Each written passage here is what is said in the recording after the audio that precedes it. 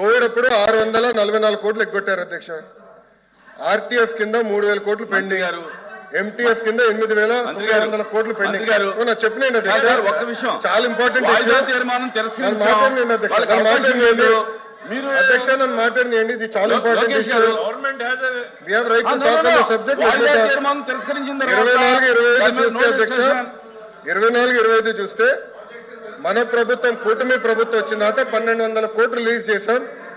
Pending ఉన్న 1400 కోట్లు వచ్చే 3 నెలలు మేము రిలీజ్ చేస్తాం. మీరు 4000 కోట్లు బకాయిలు పెట్టి మీరు మాట్లాడితే ఎట్లమ్మా? 4000 crores 4000 కోట్లు మీరు బకాయిలు పెట్టి పోయి మీరు మాట్లాడతారు. 4000 కోట్లు కోవిడ్ 644 కోట్లు కోవిడ్ ఎప్పుడు బకాయిలు పెట్టారు స్వామి? వాయిదా ప్రశ్న ఏది కూడా రికార్డు కాదు. ఏంటో చెప్పండి మాకు. కూర్చోండి దయచేసి కూర్చోండి, ప్లీజ్ కూర్చోండి.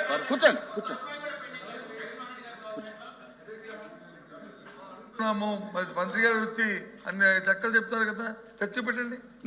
చర్చ చెప్తారు మంత్రి గారు అధ్యక్ష. ప్లీజ్ కూర్చోండి. లోకేష్ గారు కూర్చోండి. మీరు బీఎస్సీకి కనపడలేదు ఇంపార్టెన్స్. బీఎస్సీలో మీరు రేజ్ చేశారా? నేను బొత్స గారిని సూటిగా ప్రశ్నించాను. బీఎస్సీలో మీరు రేజ్ చేశారా ఈ ఇష్యూ? బీఎస్సీలో మీరు ఇది ఇచ్చారా? మీరు బీఎస్సీలో ఇది కనీసం అడిగారా? మీరు అడిగారా సార్? బీఎస్సీ ఎజెండా మీరు పెద్దలు, మీరు సీనియర్ మోస్ట్ హౌస్ లో, ఫరూక్ గారి తర్వాత మీరే సీనియర్ మోస్ట్ హౌస్ లో.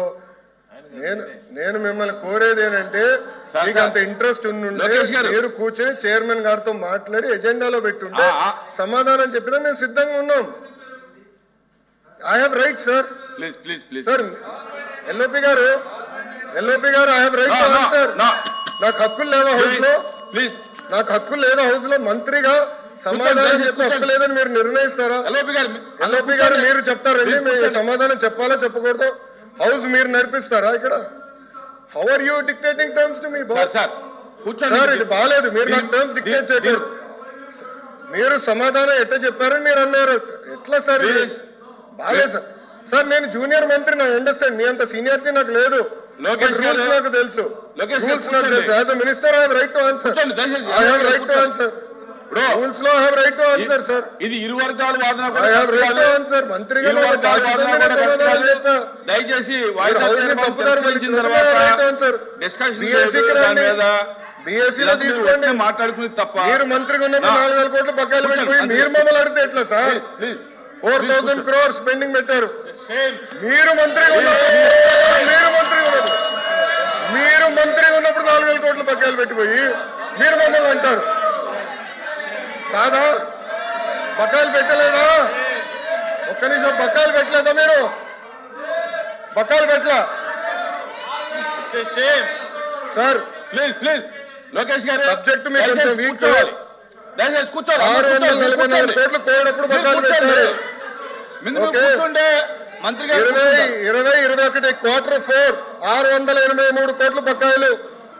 23-24 Q2, Q3, Q4 1753 కోట్లు బకాయిలు.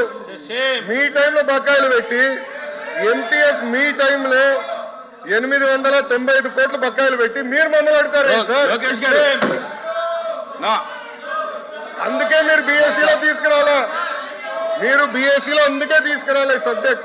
Come to BSc, we will debate. I'm ready to debate on education.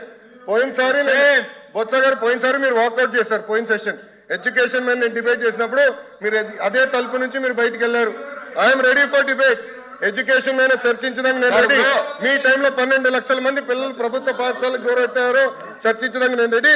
సరైన ఫార్మాట్ లో రండి, ఐ విల్ డిస్కస్.